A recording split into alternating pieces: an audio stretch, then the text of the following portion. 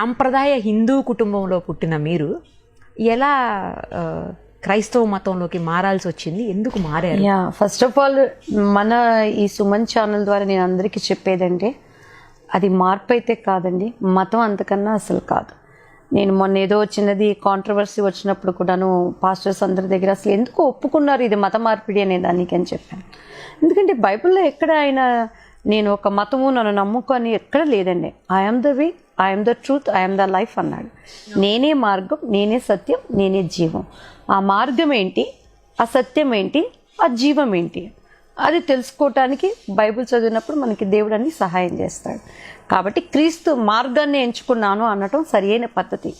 ఆ మార్గంలో వెళ్ళేటప్పుడు అసలు ఆ మార్గంలో నుంచి తప్పిపోకుండా ఉండటానికి చాలా కష్టపడాలి. అందుకే దేవుడు చెప్తాడు నా మార్గం చాలా ఇరుకైన మార్గం అంటాడు ఆయన. అంటే కానీ అది పోను విశాలంగా ఉంటుంది. ఈ లోకంలో మార్గం చాలా విశాలంగా ఉంటుంది. ఎండింగ్ డేస్ వెళ్ళేటప్పుడు ఇరుకైపోతుంది. ఇరుకైన మార్గంలో ఒక చిన్న బాటిల్ ఉందండి, దాంట్లో ఒక పేపర్ పెట్టాలంటే ఏం చేస్తాం మనం? చిన్నప్పుడు మీకు గుర్తుండే ఉంటుంది, ఒక ఆవకాయ పచ్చడి అది పెట్టాలంటే మా అమ్మగారు ఒక టర్కీ టవల్ తీసుకొని దాన్ని మెలిపెట్టి ఆ బాటిల్ లోపల గుచ్చుతారు. అది చుట్టూ క్లీన్ చేయాలంటే దాని లోపల మళ్ళీ పప్పు గుత్తి కర్ర ఒక కర్ర పుల్ల తీసుకొని మొత్తం స్పూన్ పెట్టి క్లీన్ చేస్తారు. ఎట్లా అంటే వాటర్ అది లేకుండా పచ్చడి పాడైపోకుండాను ఏదోటని. అలానే ఇరుకైన మార్గంలో వెళ్ళాలంటే ఆ క్లాత్ని ఎలా మెలిపెడతాడో దేవుడు మార్గంలో వెళ్ళేటప్పుడు కూడా మన జీవితాన్ని ఆయన అన్ని మెలికలు పెడతాడండి. Okay, so there is lot of stuff in Bible. సో ఆయన మార్గాన్ని తెలుసుకోవడానికి దేవుడు నాకు సహాయం చేశాడు. ఇప్పటికే ఐఎమ్ ప్రేయింగ్ గాడ్, నాయన మార్గం తప్పిపోకుండా నీ మార్గంలో వెళ్ళటానికి గాడ్ హెల్ప్ మీ అని. ఎందుకంటే క్రైస్తత్వం అనేది ఒక్కసారితో అయిపోయేది కాదండి. ఏదో ఈరోజు నేను దేవుణ్ణి తెలుసుకున్నాను, అది ఎలా అంటే ఇట్స్ అ ప్రాసెస్. మనం వెళుతూ ఉన్నప్పుడు మన తప్పటడుగులు ఉంటాయి. మనం సరిచేస్తూ మనకి అనుక్షణం నేను వెళ్ళవలసిన మార్గాలని, నేను నడవవలసిన త్రోవలని నా చేయబట్టుకొని నేను నడిపిస్తానని చెప్తాడు దేవుడు. ఎంత అందులో బైబిల్ చదివి నేను వెళ్ళవలసిన మార్గం, నేను నడవలసిన త్రోవ, మార్గం వేరే త్రోవ వేరే. మనకి తెలియనప్పుడు కూడా నా చేయబట్టుకొని నేను నడిపిస్తానని చెప్తాడు దేవుడు. సో బైబిల్ చదవటం స్టార్ట్ చేసినాక నాకు నేను I connect with Bible lot అండి. ఎలా అసలు మీరు ఎలా అంటే చదవాలి అని ఎందుకు అనిపించింది? ఎవరైనా చెప్పారా లేకపోతే మీరు అవన్నీ పిచ్చి మాటలు బలవంతంగా మతం అయ్యేవండి. 6 నెలల పసిబిడ్డకే మనము ఆకలిస్తేనే ఏడుస్తేనే పాలు తాగుతుంది. బలవంతంగా పాలు తాగిస్తే ఏం చేస్తుంది? బుగ్గలు ఊసేస్తుంది. ఎన్నోసార్లు మా పిల్లడు మా అబ్బాయి తొందరగా లాభ అయిపోవాలని చెప్పని అన్నీ పెట్టినా కూడా ఏం చేస్తారు? ఆ బుగ్గ ఈ బుగ్గ పెట్టుకొని లేనప్పుడు తూ అని ఊసేస్తారు. బలవంతంగా ఎవరి దగ్గర ఏం చేయించలేరు.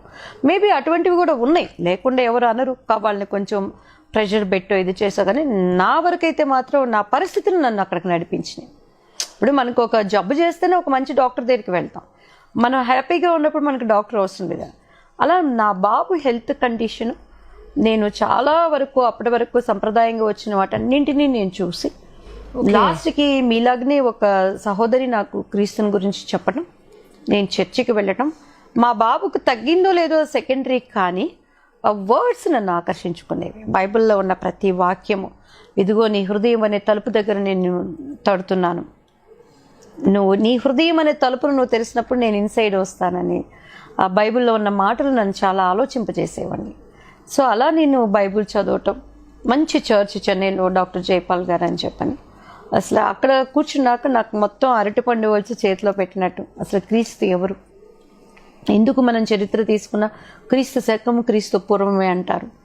అసలు ఏంటి రేపు మన బైబిల్లో సమస్తం ఉందండి. భూమి పుట్టుక ఎలా ఉంది. ఒకసారి పర్చూర్ అంకుల్ నాకు కాల్ చేసి ఏమే నువ్వు క్రీస్తుని నువ్వు పెద్ద పాశ్రమ అయిపోయావు అంటే, భలేవారు అంకుల్ అదేం లేదంటే, సరే వాళ్ళు నా బర్త్డే ప్రార్థన చేయి అన్నారు. ప్రేయర్ చేసినాక నన్ను అడిగారు ఏమి ఇత్తు ముందా చెట్టు ముందా అన్నారు. అంటే చెట్టే ముందు అంకుల్ అన్నాను. ఎలా చెప్తావే అని అన్నారు. బైబిల్లో ప్రతిదీ ఉంది అంకుల్, దేవుడు ఆయా జాతుల ప్రకారం ఫస్ట్ వృక్షాలను సృష్టించాడు కాబట్టి చెట్టే ముందు అంకుల్, దానికి తగినట్టుగా చేశాడనేది బైబిల్ ఆధారం ఉందని. కోడి ముందా గుడ్డు ముందా అని అన్నారు. కోడే ముందు అంకుల్ అన్నాను. ఎలా చెప్తావే అన్నారు.